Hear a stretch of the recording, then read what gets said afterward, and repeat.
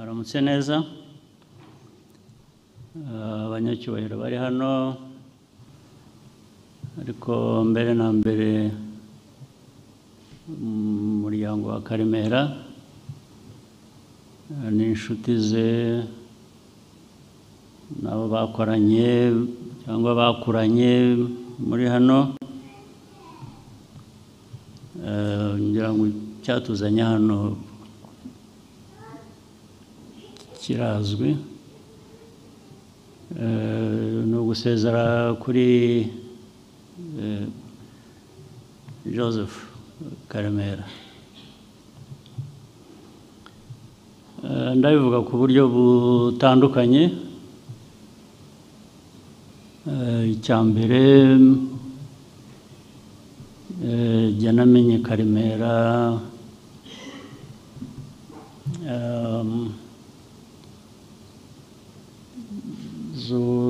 myaka 1970 mu myaka ihera y'icyo gihe bijya muri 1980 enda nko muri 1976 cyangwa aho ngaho ni ibyakera rero kumenyana ariko muri uko kumenyana ntitwabanye cyane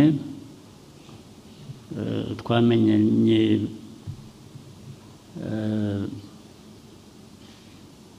tutari hamwe keretse imwe mu gihe kirekire nibwo wenda twahuraga ariko noneho tuza kurushaho guhura uko imyaka yagiye yitera imbere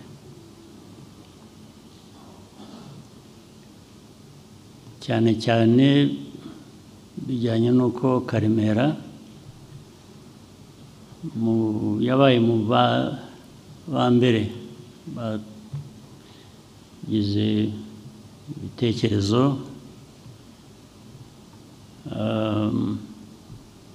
byo gushaka uko abanyarwanda cyane cyane bari hanze y'igihugu turi impunzi icyakorwa kugira ngo abantu basubire mu Rwanda hagiye habaho ibice byinshi byo gushakisha nyine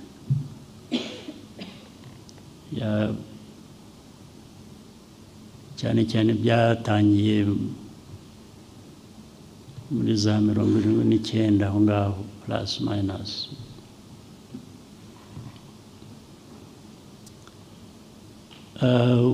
Karemera rero yabaga hari mu bihe byose yari mu batekerezaga ibyo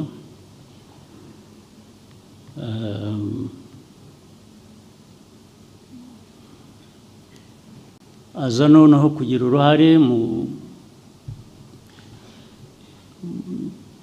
byo twari turimo twese mu ngabo za Uganda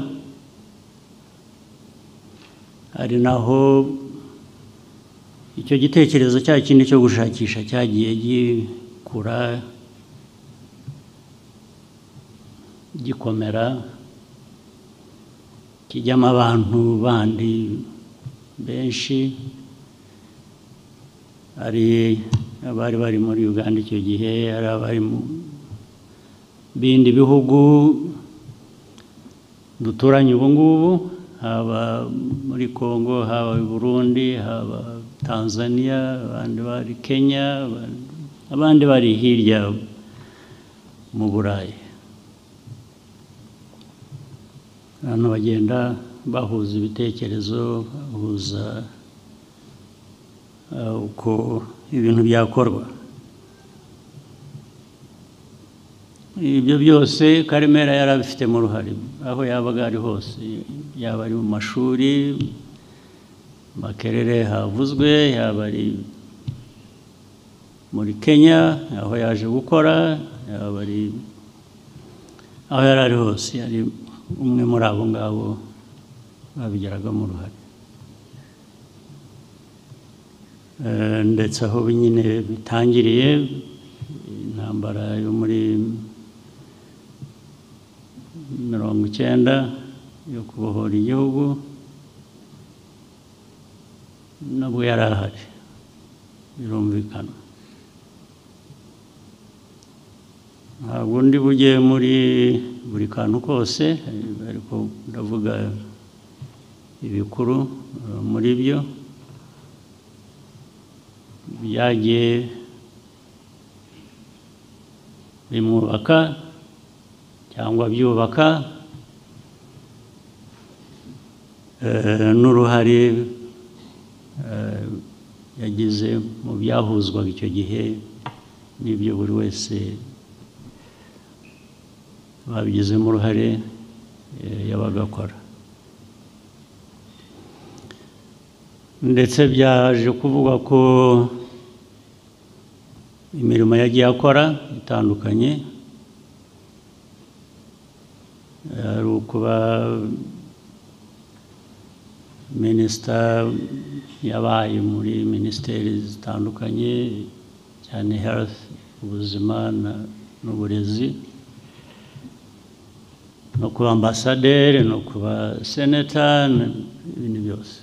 Ibyo ni uruhare runini yagize. Ariko icyo nshaka kuvuga ni uko nubwo atagifite ubuzima bwe kuri uyu munsi,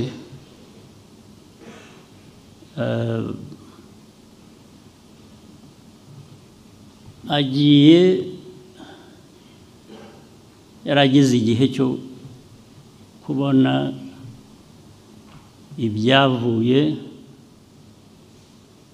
mu mbaraga mu byo yagizemo uruhare.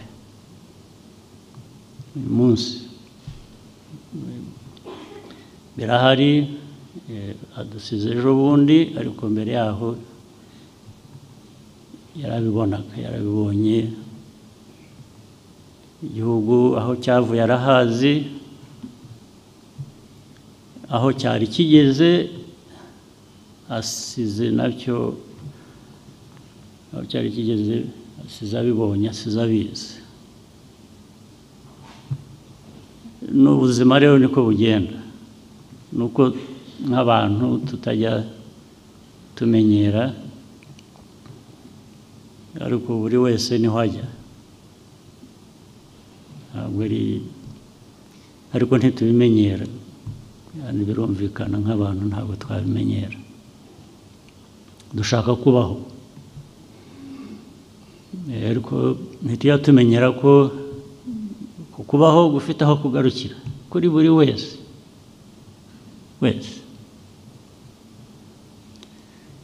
Ariko muri ibyo byose uko tubaho, waramba, wagira igihe kirekire, wagira kigufi. Ubuzima icya mbere cyabwo ni isomo. Buri munsi uko bayeho, buri cyumweru, buri kwezi, buri mwaka,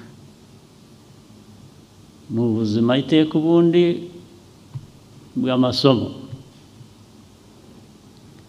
Bw'amasomo ava mu bibi biba mu buzima, cyangwa se ibyiza biba mu buzima. Byombi kandi bibamo. Mu buzima habamo ibibi, habamo n'ibyiza. Byose tuba dukwiriye kubivanamo isomo bijyanye rero n'igihe tuba turimo icyo ari cyo cyose. Icyo gihe n'ayo masomo afite uko yubaka umuntu, uko amugira. ko ubwo ku ruhande rwa Karemera ayo masomo ye nawe yavanye mu buzima bwe, niyo yavanyemo kuba icyo yabaye uhereye kuba muri ba bandi ba mbere batekereje icyakorwa kugira ngo ikibazo cy'Abanyarwanda bari hanze ndetse n'abari mu gihugu, ntabwo ari abari hanze gusa, byari gukemura ikibazo cy'igihugu muri rusange, usibye ko cyari gihereye ku bari hanze. Urwo ruhare nabwo ubwo n'uwo yari we, bijyanye n'igihe, bijyanye n'ubuzima, ndetse n'ibyo bivamo mu rurimi rw'amahanga character umuntu aba, character ishingirwaho ibikorwa kandi bitandukanye kuri buri wese. Ariko icyiza ni uko kuri buri wese icyo ari cyo bigira aho bihurira, ndetse aho bihuriye hakavamo ibintu, ibikorwa zidusumba twese. Niyo mpamvu uko buri wese ateye n'uyu munsi duhurira, icyo gihe cya Karemera navuze kibanza, twahuriye ku bitekerezo byo gushaka igisubizo igihugu cyacu gifite n'Abanyarwanda. Yeze mu Rwanda duhurira kubaka icyo gihugu, n'ubu bigikomeza. Buri wese rero afite icyo azana, buri wese mu miterere ye afite icyo azana. Murabizi rero, muri ibyo bihe byose, cyane cyane icyacu, ndavuga RPF, RPA, icyo gihe intambara zose, politike yakozwe, ibintu byose byabaye, abantu banyuzemo bigoranye, inzara, ibikomere, urupfu, byose. Muri ibyo birakomeza, abantu babuzuzanya.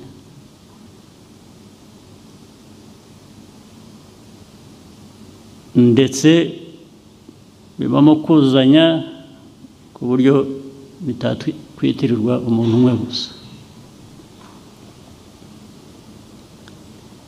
Ariko habamo n'ibibazo byinshi kubera kwa kundi dutandukanye, kubera ko n'aya masomo atangwa n'ubuzima siko abantu bose bayumva kimwe, nta bigisha kimwe. Hari abo yigisha habamo ikintu kizima, hari n'abo bidahira, ntihabe byinshi bizima biba. Ibyo rero twabinyuzemo. RPF mvuga, RPA, struggle yahuje Abanyarwanda bava impande zose, harimo n'abo mu gihugu. Hari byinshi, hari izi ntambara z'amasasu tuzi tuvuga, hari n'izindi zitari iz'amasasu ziri aho ziva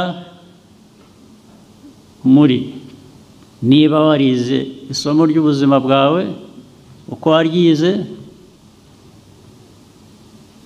niba utararyize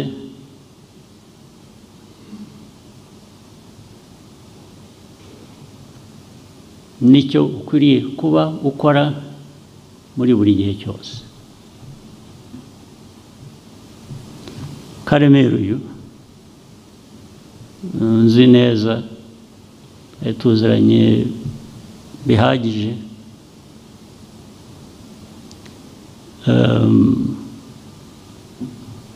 yagize uruhare runini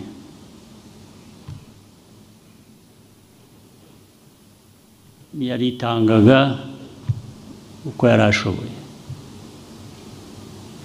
yakoranaga n'abandi uko yari ashoboye, yari afite umuryango, yari afite inshuti, yari afite muri ibyo byose rero twanyuragamo.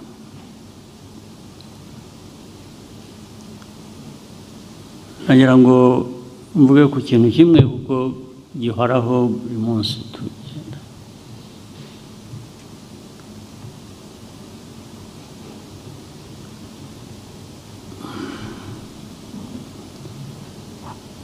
Buriya twanyuze muri za ntambara navuga z'ibintu byinshi, twanyuze mu ntambara ziturimo bwacu, zituruka hanze,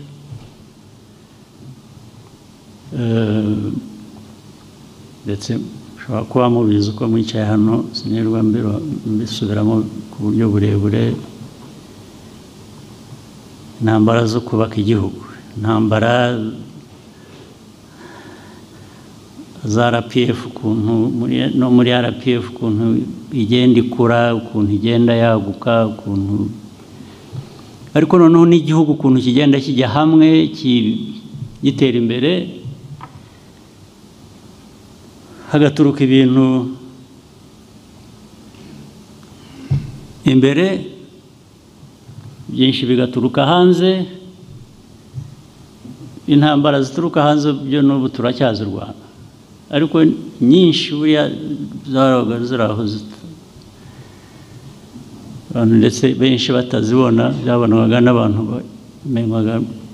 batari benshi cyane, ariko abantu ku rwego rwa Karemera, rw'abandi bagenzi be, natwe twese tukabibona. Buriya twabaye no mu ntambara y'abantu kuva hanze bashaka kutugira uko badushaka kurusha ko tuba ibyo dushaka kuba, bigahoraho buri munsi buri munsi. Ndetse these external factors, mainly actors, bakaza bavuga ko badashaka uyu, bashaka uyu, uyu niwe ukwiriye kuba iki. Rimwe na rimwe waba wabamenya ukababaza, ariko harya wowe ubwo ubifitiye uburenganzira ki kubwira abanyarwanda uko bakwiriye kuba, abakwiriye kubayobora, ibintu nk'ibyo. Tugahora mu ntambara, intambara zikagera ndetse zikabaho zishaka kugeraho no ku ntambara nyayo, bikongera uko byabaga bityo niko byadindizaga kuri byinshi dushobora kugeraho, niko byasubizaga inyuma politike yacu. Yari iriho ibintu byinshi, irimo ibintu byinshi, politike twubaka, duhuza abanyarwanda ngo basubire hamwe, amajyambere dushaka ko abanyarwanda bageraho, ariko abantu bakaza ndetse bigashingira no muri twebwe ubwacu. murabizi ntabwo nirwa mbitindaho hari nabo tutakiri kumwe kandi bari bakwiye kuba bari hano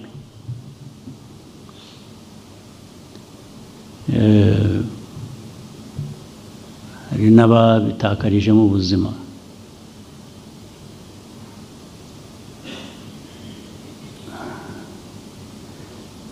izo ntambara ndetse zikajyamo ibintu bijyanye bisa mu kinyarwanda uko bivuga bijyanye na entitlement bagashyira bakabwira buri wese niwe ukwiriye kuba uri iki niwe ukwiriye kuba uri iki niwe kuki utari iki bamwe bikabajya mu mutwe bakumva ko ibyo bamubwiye noneho bakibagirwa ya collective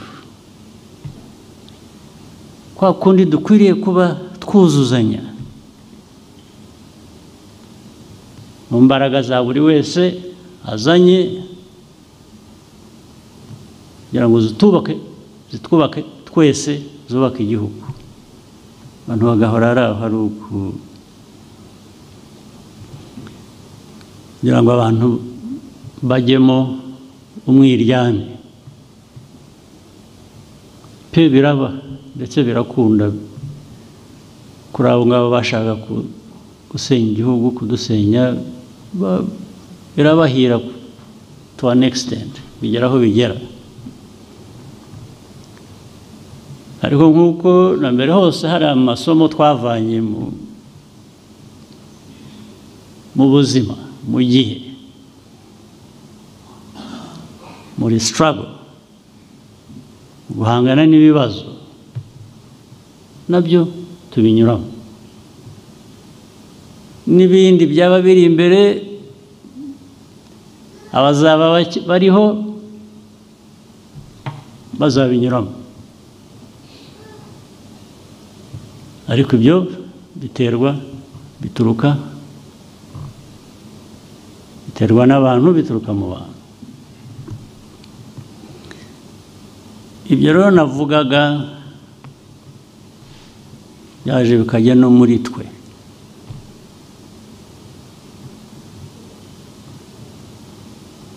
icyo nshimira Karemera kandi n'ubundi nicyo cyagombaga kuba abo bantu baramugerageje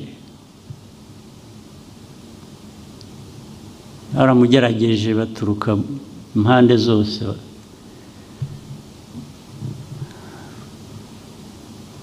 bagashaka ubutebo buyora ivu zabyange nishimye rero kuba twabonye umwanya wo guherekeza Karemera muri ayo mateka ye n'imiryango itandukanye ukomokamo umuryango we bwite umuryango umubyara cyangwa ababyara cyangwa n'inshuti ziri hano ariko noneho n'umuryango wundi nawe ufite ko wamugezeho amasomo umwigisha cyangwa se nawe ibyo yakoreye uwo muryango wa RPF umuryango w'ababohoje iki gihugu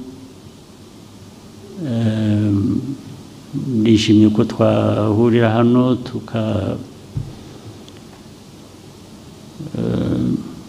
sezera kuri Karemera neza ndetse nk'uko babivuga to celebrate his life ntabwo bikwiye kuba akababaro gusa kuko buri wese niko azamera niho ajya ariko noneho kwibuka ibyiza bimuranga uruhare yagize ibikorwa tukabyishimira nabyo ntibibe ibintu by'akababaro gusa ariko ibyo ntawabuza nubwo ubuzima niko bumeze ubuzima bubamo akababaro bubamo n'ibyishimo ariko nagira ngo dushingiye kuri aka kababaro dufite uyu munsi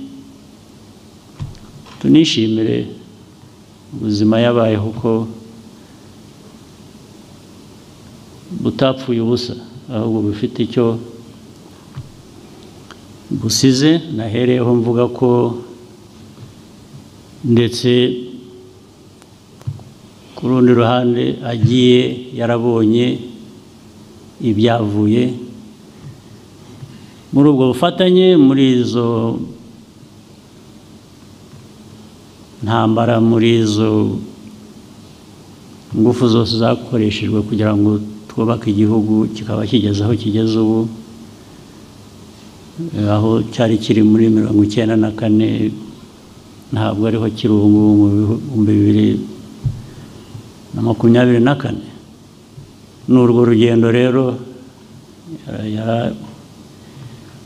iyo bishoboka ngo agire indi myaka itari mike iri imbere, buri wese n'ibyaba yifuza, ariko ubwo yabaye ubuzima niko bugenda.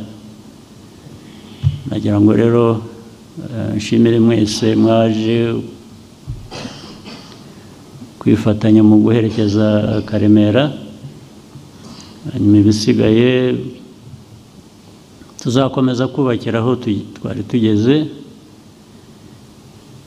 Nyine afite umuryango asize, ubwo nawe ni uri muri iyo nzira yo gufatanya n'abandi,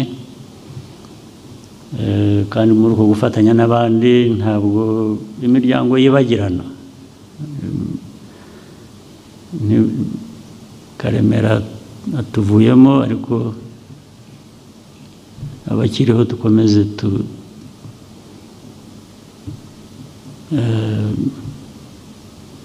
dukora ibyakorwa kugira ngo dukomeze dutere imbere.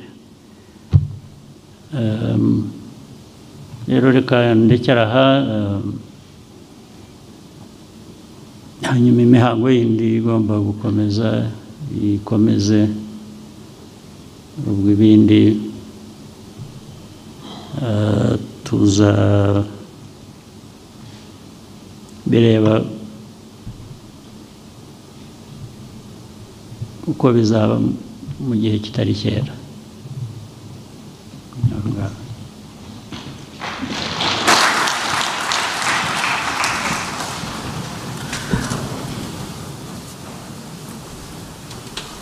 Murakoze nyakubahwa Perezida.